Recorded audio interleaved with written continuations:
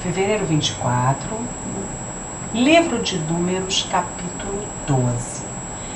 Este capítulo narra a revolta de Arão e Miriam contra a autoridade espiritual de Moisés.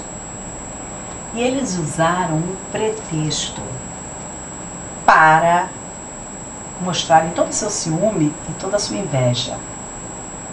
O pretexto foi que a mulher de Moisés não era do povo, era de outro povo. Então vamos entender como era essa história. Quando Moisés, aos 40 anos, matou um homem e saiu do Egito, ele fugiu, com medo de ser morto, e foi para um lugar chamado Midian, onde ele encontrou acolhida. O sacerdote Midian o acolheu, ele casou com uma das filhas do sacerdote. Midian é o local que hoje nós conhecemos como Etiópia, África. Portanto, a mulher de Moisés era africana, negra. Moisés se casou com uma negra. Zípora era negra, não era outra esposa, não era uma segunda esposa, não, era a própria Zípora mesmo. E eles então, Arão e Miriam, com inveja da posição de Moisés, certamente com inveja da mulher, Miriam, sabe como é que é mulher, né? Com inveja da mulher, porque a mulher era a mulher do Moisés e não era do povo. Porque ainda, quando Moisés se casou com ela, ele ainda estava para lá. Deus não tinha dado aquelas instruções. Só quando ele já estava 40 anos lá, que ele voltou com 80 anos para o Egito, para libertar o povo. E aí, depois do Sinai, ele recebeu a Torá, as leis, os ensinamentos, as instruções. Deus falou que não queria que os filhos de Israel se casassem com filhos de outros povos, para que não se desfiassem e passassem a adorar outros deuses, em vez de adorar ele, Adonai. Quando Moisés casou com essa moça, não havia ainda essa instrução. Ele tinha filho com ela. Inclusive, quando eles estavam indo, Deus tentou matar Moisés numa parada lá, e a Zípora fez a circuncisão no menino, que o menino ainda não era circuncidado. Então, o que nós vamos entender aqui? Vou mostrar só um mapa da África, ter uma ideia como era a história. Ó, aqui é o Egito, aqui o Cairo, aqui é onde hoje é Israel. Egito. Moisés saiu do Cairo, desceu, foi parar na Etiópia. Aqui é o Mar Vermelho. Israel está para cá, tá? Depois, quando eles foram por aqui para cá. Mar Vermelho, Etiópia. Egito. Ele fugiu, desceu para a Etiópia. Muito bem. Então, a história é essa.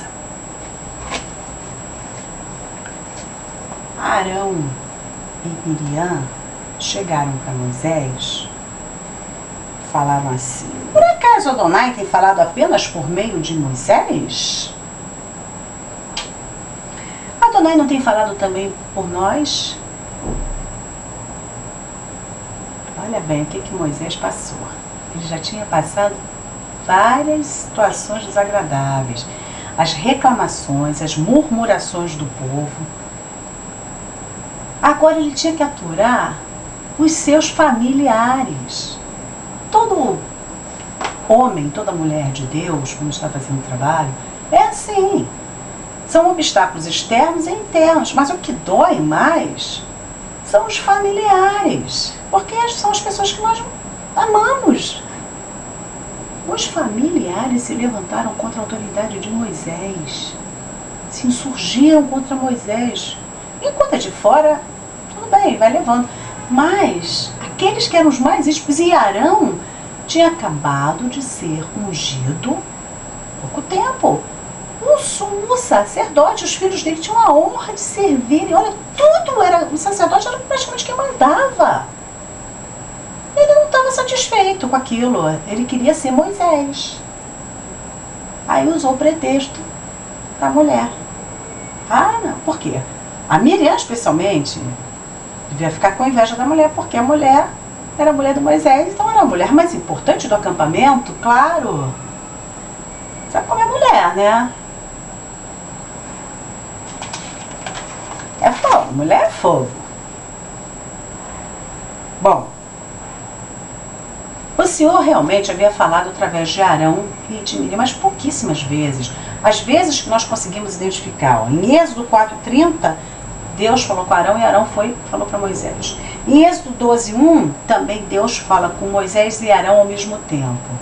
E em Êxodo 15:21, quando eles acabaram de sair, né, do Mar Vermelho, tinha acabado de fechar, matar os egípcios, os soldados do faraó, Miriam, sob inspiração de Deus, fez aquele louvor maravilhoso e cantou, que era o primeiro cântico que tem.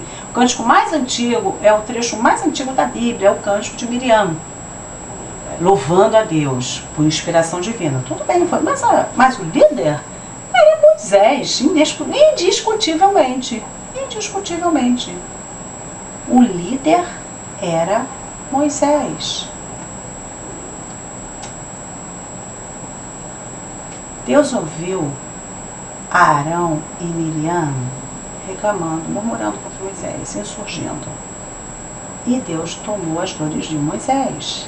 Porque Moisés, nesse tempo, ele, que no tempo que era príncipe, morava no palácio, filho de Faraó, ele era bem arrogante, ele era folgado, mandão, porque era príncipe. O príncipe está acostumado a dar ordem, todo mundo obedecer.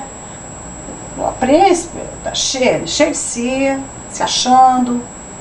Só que depois que ele fugiu, foi viver como foragido no deserto, ele aprendeu a realidade da vida.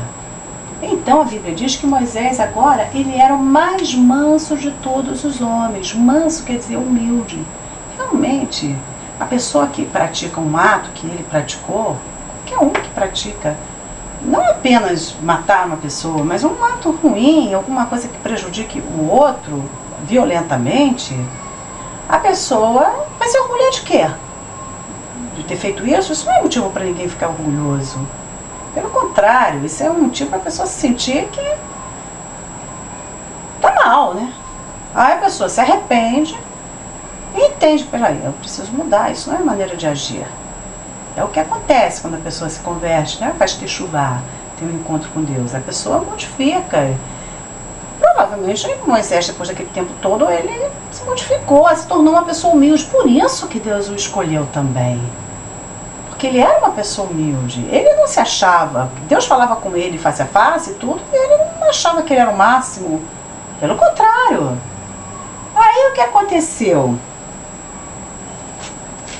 Deus chamou os três, Moisés, Arão e Miriam, que eram os três na tenda da reunião. Aí eles foram. Quando chegaram lá, Deus chamou Arão e Miriam, pessoalmente, eu quero falar com vocês dois. Aí eles foram lá, na nuvem. Ouçam bem o que eu vou dizer. Quando eu quero levantar um profeta, eu, Adonai, o Senhor, Deus, me faço conhecer a ele em visão ou em sonhos. Mas não é assim com Moisés. Moisés é meu homem de confiança. Moisés é um homem que age com fidelidade. Moisés era fiel e Deus aprecia muito a fidelidade. Muito. Essa é uma das características que Deus mais aprecia, fidelidade. Fé vem de fidelidade. Fidelidade, fé, confiança, tudo a mesma coisa. Vocês não sabem que com Moisés eu não falo por meio de visões ou sonhos? Eu falo com ele face a face, às claras, e não por enigmas, coisas misteriosas, como visão e sonho. Visão e sonho, bem, você sabe que Deus está falando, mas sempre fica aquela... Será? Será que eu estou entendendo direito? Será que é isso mesmo? Com Moisés não era assim.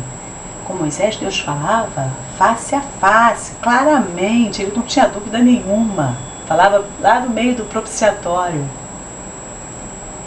Aí Deus fala assim para Arão e Miriam: como é que vocês dois não tiveram medo de falar contra o meu servo Moisés?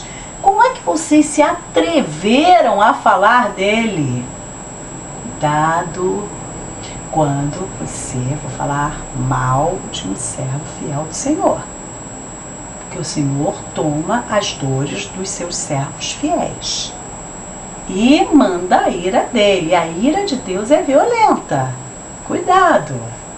Muito cuidado com as palavras quando for se referir a um servo ou uma serva fiel do Senhor. A ira de Adonai se acendeu contra